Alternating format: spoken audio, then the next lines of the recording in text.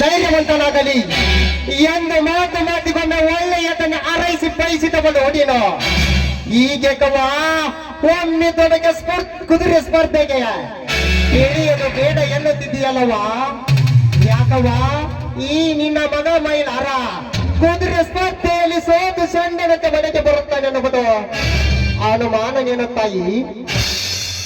ಅನುಮಾನವಲ್ಲಪ್ಪ, ನನ್ನ ಮಗ ಛಲವತ್ತ ಛಲಗಾರ, ಆದ್ರೆ ಸೋಲಿಲ್ಲದ ಸರ್ದಾರನೆನ್ನುವುದು ನನಗೆ ಚೆನ್ನಾಗಿ ಗೊತ್ತು. ಆದರೆ ಏನಾಯ್ತು ಹೇಳುವ ಈ ನಿನ್ನ ಮಗನಿಂದ ನಿನಗೇನಾದರೂ ಅವಮಾನವಾಗಿದ್ದರ ಆ ಮತ್ತೆ ನನ್ನ ಶಿರವನ್ನು ಕಡಿದು ನಿನ್ನ ಪಾದದ ಮೇಲೆ ಇಡುತ್ತೇನೆ ತಾಯಿ. ಹೌದಮ್ಮ, ಜನ ನನಗೆ ಕೊಟ್ಟ ಪ್ರೋತ್ಸಾಹಕ್ಕೆಲ್ಲ ಬೇಕಮ್ಮ ಹುಚ್ಚ ನನ್ನ ಎದೆಯಲ್ಲಿ ಕಾಡುತ್ತಾ ಇದೆ. ಛಲ ಬಲವನ್ನು ಹೊಂದಿರುವ ಈ ನಿನ್ನ ಮಗ ಮೈಲಾರ ಕುದುರೆ ಸ್ಪರ್ಧೆಯಲ್ಲಿ ಎಂತ ನಿಪುಣನಿದ್ದರು ಅವನನ್ನು ಹಿಂದಿಕ್ಕಿ ಜಯದ ಪಟಾಕಿಯನ್ನು ನಾನು ಹಾರಿಸದಿದ್ದರೆ ನನ್ನ ಹೆಸರು ನಾನು ಮೆಚ್ಚಿದ ಮೈಲಾರನೇ ಅಲ್ಲವಾ ಆಶೀರ್ವಾದವಾಗಿ.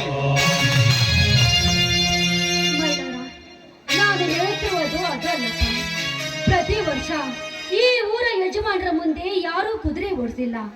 ಒಂದು ವೇಳೆ ಓಡಿಸಿದವರನ್ನು ಯಾರನ್ನು ಜೀವಂತವಾಗಿ ಬಿಟ್ಟಿಲ್ಲ ಅವರು. ಅದಕ್ಕೆ ನನಗೆ ಭಯವಾಗುತ್ತೇನವ. ಅವ ಈ ನಿನ್ನ ಮಗ ಮೈಲಾರ ಕುದುರೆ ಸ್ಪರ್ಧೆಯಲ್ಲಿ ಸೋತು ಸಣ್ಣನಂತೆ ಮನೆಗೆ ಬರುತ್ತಾನೆ ಎನ್ನುವುದು ಅನುಮಾನನೇನವ.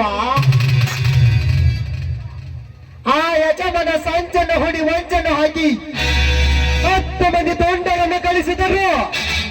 ಬಂಡನಂತೆ ಅವರ ಎದೆಯನ್ನೇ ತೆಗೆದು ಮೆಟ್ಟಿಸಿಳಿ ಹಾಕಿ ಬರುವ ದೆಟ್ಟದಿರನವ ಈ ನಿನ್ನ ಮಗ ಮೈಲಾರ. ಅವನ ಯಾವ ಧೈರ್ಯಶಾಲಿ ಎಂದು ಆ ಯಜಮಾನನ ಹೆಸರನ್ನು ನಾನು ಮುಂದೆ ಹೇಳುತ್ತೀಯ. ಆಶೀರ್ವಾದ ಮಾಡಿ ತಾಯಿ, ಆಶೀರ್ವಾದ ಮಾಡಿ ಕಳಿಸಿ ನೋಡವ ಈ ನಿನ್ನ ಮಗನ ಹಾರ ಸಾಹಸವನ್ನು.